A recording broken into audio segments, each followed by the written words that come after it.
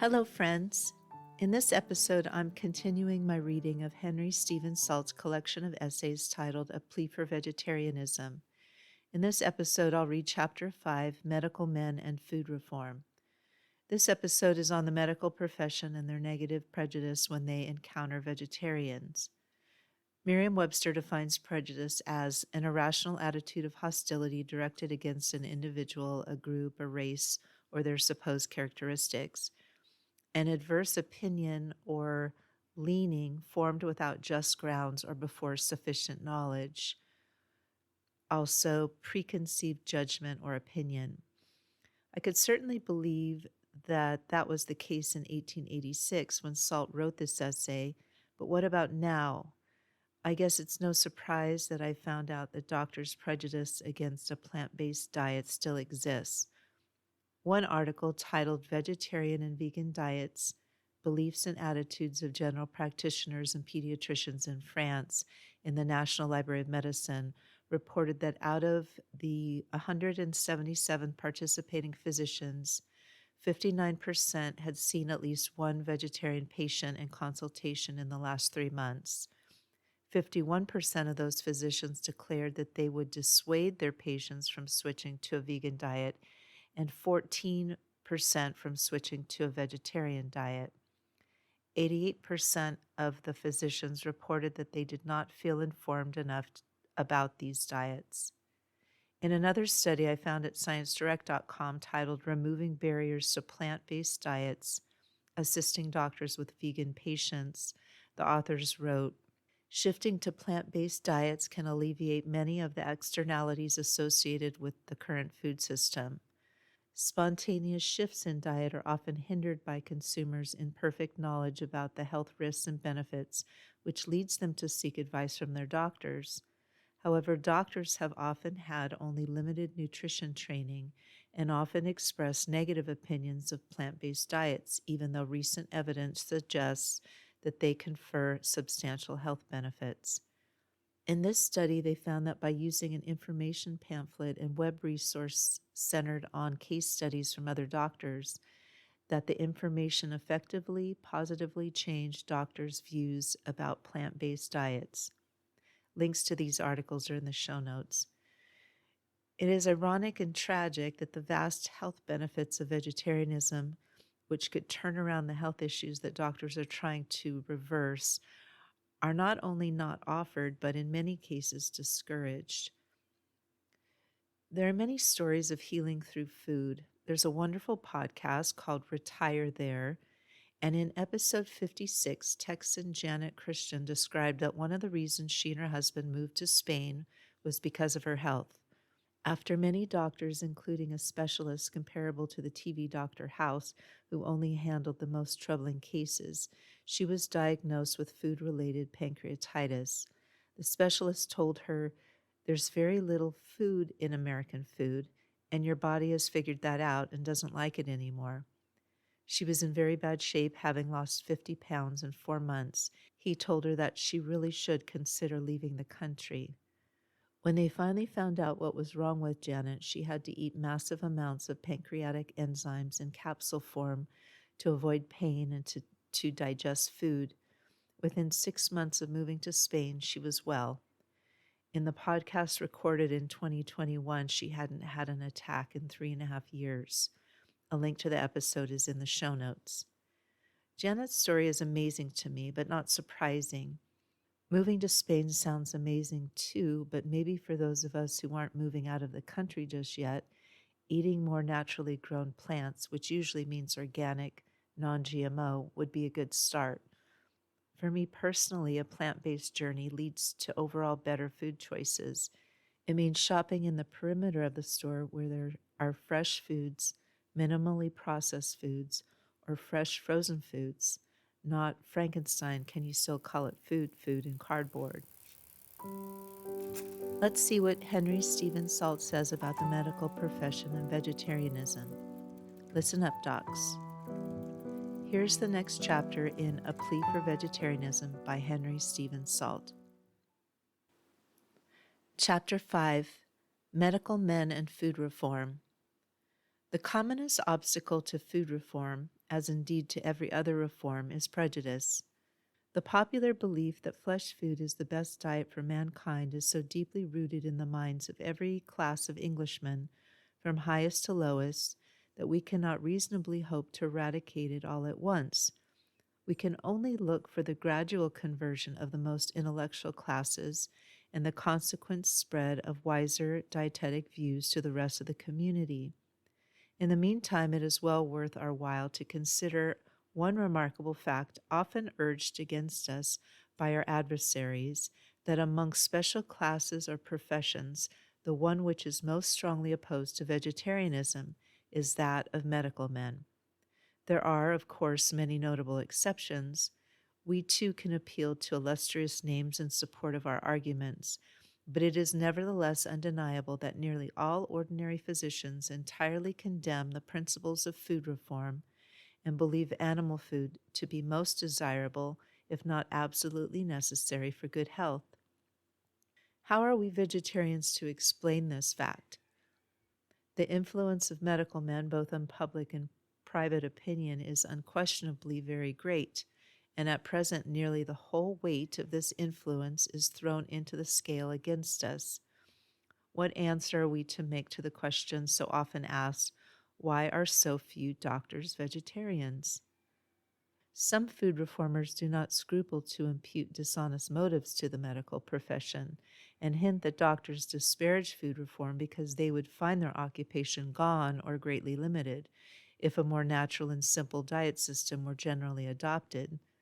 Such imputation seems to me to be singularly unfortunate, being not only foolish in itself, for the introduction of vegetarianism being necessarily very gradual, would injure no class interests whatever, but also most damaging to the cause of food reform, which can ill afford to substitute insinuation for argument.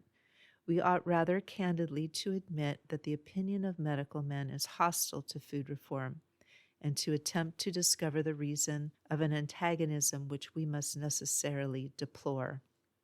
Vegetarians are generally well able to hold their own in argument against flesh eaters when the diet question is discussed in ordinary conversation, but there is certainly something a trifle embarrassing in the position of a food reformer who, being as ignorant as most people of the details of physiology, may chance to find himself landed in unequal controversy with a medical man full of technical knowledge and scientific precision.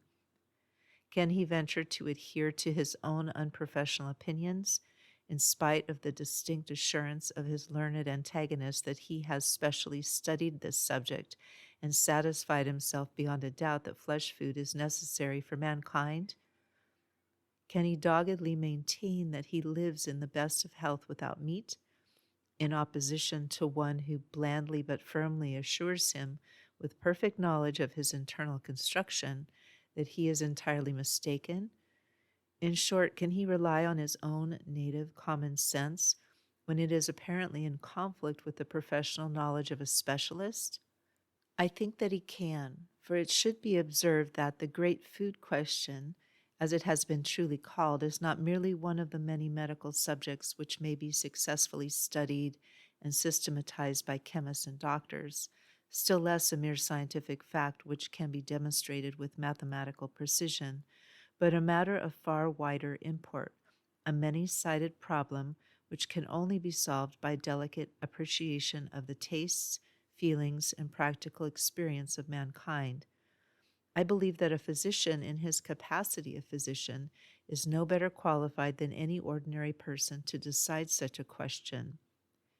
Indeed, all such questions must be decided finally by natural instinct and experience rather than by technical knowledge, by innate wisdom rather than by acquired learning. This fact is seen in every branch of art and science, from the humblest to the highest. A bootmaker is the best possible authority on the particular subject of bootmaking, but it would not be wise to consult him on the general study of the human foot and the style of covering most suitable thereto. A tailor is undeniably a valuable adviser about coats and trousers, but it would be a sign of ill-placed confidence if one blindly accepted his opinion on the wider question of appropriate national costumes. So, too, in intellectual matters, One would scarcely look to a schoolmaster who has devoted a lifetime to one particular system for an unprejudiced opinion on the general question of education, or to a sectarian preacher for liberal views on theology. In fact, it seems as if all special professions have to some extent a narrowing influence on the mind, which in ordinary cases prevents specialists forming an unbiased judgment on any question which extends beyond the precise limits of their actual professional practice. This principle is recognized in many of our institutions, the jurymen, for instance, who decide lawsuits, the governing bodies who rule our public schools, even the ministers chosen to superintend the various departments of our government are not trained officials whose minds have long been molded in the professional groove, but private individuals who may bring to their duties the advantage of clear, unprejudiced judgment and sound common sense. Of course, it is not to be denied that it would be still better if professional knowledge could always go hand in hand, as it sometimes does, with perfect mental impartiality, but as this is unfortunately seldom the case, we are bound to choose the lesser of two evils. We prefer, in matters of wide interest, to trust to our private judgment and experience rather than to any professional advice, because we find that professional men, being entirely committed to one line of thought, are usually more liable to prejudice than private individuals. A good example of the fallibility of the medical profession may be seen in the history of the temperance question. Not many years ago, a vast majority of medical men unhesitatingly affirmed on scientific grounds that the use of alcoholic drinks is beneficial and even necessary, and much ridicule was lavished on those who, relying upon personal taste and practical experience, took the contrary view. Now the laugh is on the other side, and the immense progress of the temperance movement has proved beyond doubt that our doctors were wrong. But if our medical advisors, who profess to be able to tell us what to drink, have erred so egregiously in the question of liquor, is it so incredible that they're making a similar mistake in the question of food? The truth is that medical men are very far from being infallible, either in their individual opinion or collective judgment. Prejudice often affects classes as strongly as individuals, and the class of which I'm speaking is certainly no exception to the rule. Trained in a special school of medicine with many immemorial and therefore unquestioned traditions as to the relative utility of various kinds of foods and drinks, what wonder if medical men are disturbed and irritated by the suggestion that their whole diet system is based on an insecure foundation? And this is precisely what food reformers assert when they advocate the disuse of all stimulants in food as well as in drink, and condemn flesh meat no less than alcohol. It is therefore no marvel that food reform has hitherto received but little encouragement from the medical profession. A system of plain food and natural simplicity of life is not likely to find favor with those who conscientiously believe that they can make us for the present a moderately healthy and happy nation by feeding us with butcher's meat, while they turn a wistful eye to vivisection in the hope of a shower of yet more beneficent discoveries in the future. On the other hand, we vegetarians need not be the least alarmed or disconcerted by finding the medical profession arrayed in arms against us. Their intentions are beyond doubt excellent, but like other good people, they require time to take in new ideas. We must not wonder if they show signs of some vexation and do all they can, which is a good deal, to retard the cause of food reform, for it is undoubtedly irritating to them to find the rude test of practical experience applied to the delicate theories of medical science. When doctors have declared that their patients cannot live without meat, how annoying and perplexing it must be to see them thriving on a vegetarian diet. We can at least comfort ourselves with the recollection that on other questions medical men have repeatedly shifted their ground when proved by time to be hopelessly in error, from which we may venture to predict that in like manner they will eventually change their opinion, even on the question of diet.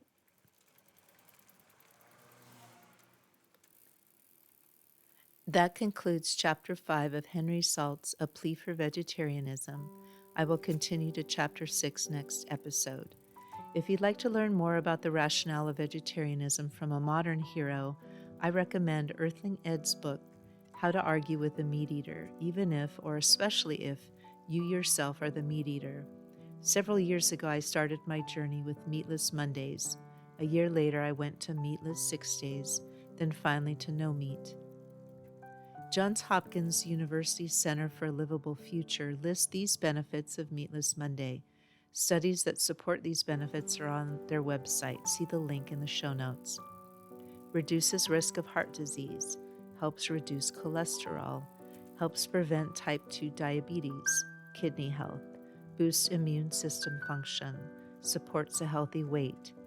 Some environmental and other benefits: lowers greenhouse gas emissions, saves water, prevents deforestation, reduces species loss. Meatless Mondays helps build healthy habits, fosters discovery of new foods, saves money, expands culinary skills, strengthens a growing Meatless Monday movement. Johns Hopkins and others report that high consumption of red and processed meat has been linked with chronic diseases including heart disease, type 2 diabetes, obesity, and some cancers. Knowing this, how could you be a doctor and have a prejudice against vegetarians? Instead, doctors should enter all their patients' rooms wearing a high-brimmed trucker hat that reads, "I heart plants." One last definition of prejudice is injury or damage resulting from some judgment or action of another in disregard of one's rights. The rights in this case are the animal's rights. If you're still on the fence, I honor your journey, and even if you start with 1 or more days a week without meat, you will have a profound effect on the earth and your fellow beings. Thank you for joining me for the Peace is Here podcast. Until next time, sit with yourself in silence every day. That's self with a capital S. We are all scholars of peace. Peace and love to you all. Podcast music is Dalai Lama Riding a Bike by Javier Peque Rodriguez. A link to his music on Spotify and Bandcamp is in the show notes. If you enjoyed this podcast, it really helps me if you subscribe on Apple Podcasts or wherever you listen to your podcasts. I'm Avis, and I write the Pedro the Water Dog Saves the Planet book series, which are a series of environmental adventure novellas. Books 1 through 5 are available at all your favorite online bookstores or at aviskalfsbeck.com. Book 6, Manu Mutante, is coming out soon. Go to aviskalfsbeck.com to be notified when new books come out. You love peace. I love peace. We love peace. Support messages of peace and the planet by joining my Patreon for as little as a cup of coffee per month at patreon.com. Just search Avis Kalfspeak or Pedro the Water Dog to find me.